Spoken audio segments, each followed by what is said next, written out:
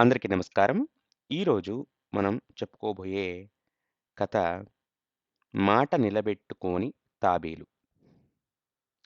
అయితే ఒకానొక సమయంలో భారతదేశంలోని ఒక అందమైన సరస్సులో కంబుగ్రీవుడు అనే ఒక తాబేలు నివసించేది.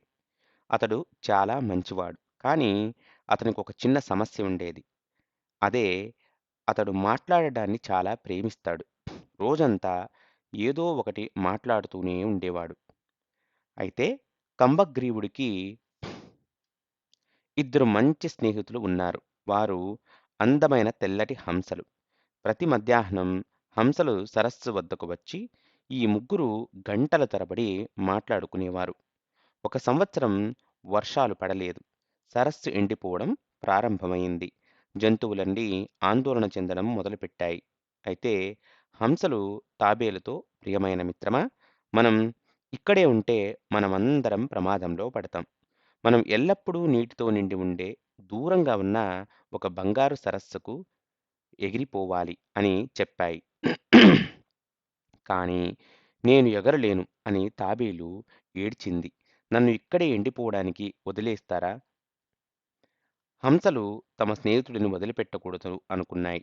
బాగా ఆలోచించిన తర్వాత వారు ఒక తెలివైన ప్రణాళికను రూపొందించారు.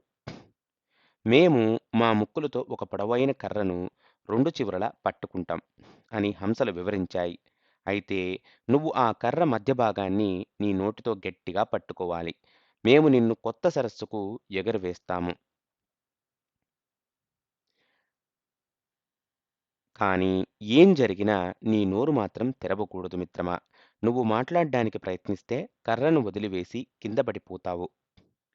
తాబేలు అందుకు అంగీకరించి కర్రను గట్టిగా పట్టుకుంది. హంసలు ఎగరడం ప్రారంభించాయి. గ్రామాలు మరియు అడవుల మీదుగా ఆకాశంలోకి ఎగిరాయి. ప్రజలు ఆశ్చర్యంతో పైకి చూశారు. అదిగో చూడు, రెండు హంసలు తాబేలును మోసుకెళ్తున్నాయి. ఎంత వింతగా ఉందో కదా అని అరిచారు. తాబేలు ఆ గందరగోళాన్ని విన్నది. అతడు చాలా గర్వంగా భావించాడు మరియు నన్ను చూడు, నేను ఎగురుతున్నాను అని చెప్పాలనుకున్నాడు. అయితే వారు ఒక పట్టణం మీదుగా ఎగురుతున్నప్పుడు జనసమూహం మరింత బిగ్గరగా అరిచింది. ఇదేందిరోయ్! ఇదేదో బంతిలా ఉంది, తాబేలులా ఉంది అని వారు ఎగతాళి చేశారు.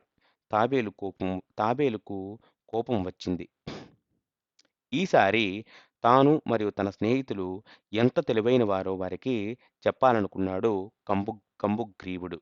అతను హంసల హెచ్చరికను మరచిపోయి, "నోరు మూసుకోండి, మీరు మూర్ఖులు" అని అరిచేందుకు నోరు తెరిచాడు. అతను నోరు తెరిచిన మరుక్షణమే కర్రను వదిలేశాడు. అతను ఆకాశం నుండి కిందకు, కిందకు, కిందకు పడిపోయాడు. కానీ అదృష్టవశాత్తు అతను ఒక మెత్తటి గడ్డివాము మీద పడ్డాడు. కానీ అతను చాలా విచారంగా ఉన్నాడు. అతను తన స్నేహితులతో బంగారు సరస్సును చేరుకునే అవకాశాన్ని కోల్పోయాడు. ఎందుకంటే అతను తన నోరు మూసుకోలేకపోయాడు. ఇంతటితో ఈ కథ సమాప్తం. అయితే ఇందులో నుంచి మనం తెలుసుకోవాల్సిన నీతి ఏంటంటే, మొట్టమొదటగా ఏదైనా మాట్లాడే ముందు ఆలోచించు. మాట్లాడడానికి కూడా ఒక సమయం ఉంటుంది. నిశ్శబ్దంగా ఉండటానికి కూడా ఒక సమయం ఉంటుంది. చివరి మాట చెప్పడం కంటే వినడం మరియు ప్రశాంతంగా ఉండటం చాలా ముఖ్యం. ఇక్కడ ఈ కథలో తాబేలు ప్రాణాన్ని రక్షించుకునింది. ఎందుకంటే అది గడ్డివాము మీద పడింది కాబట్టి. కానీ నిత్య జీవితంలో అలా ఉండే అవకాశం ఉండకపోవచ్చు. కాబట్టి మన మాటల్ని మనము ఎప్పుడూ గూడా అదుపులో ఉంచుకోవాలి.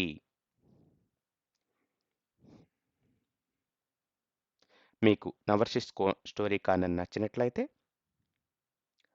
'నవర్షి స్టోరీ కార్నర్‌కి' సబ్స్క్రైబ్ చేసుకొని 10 మందికి షేర్ చేయగలరు.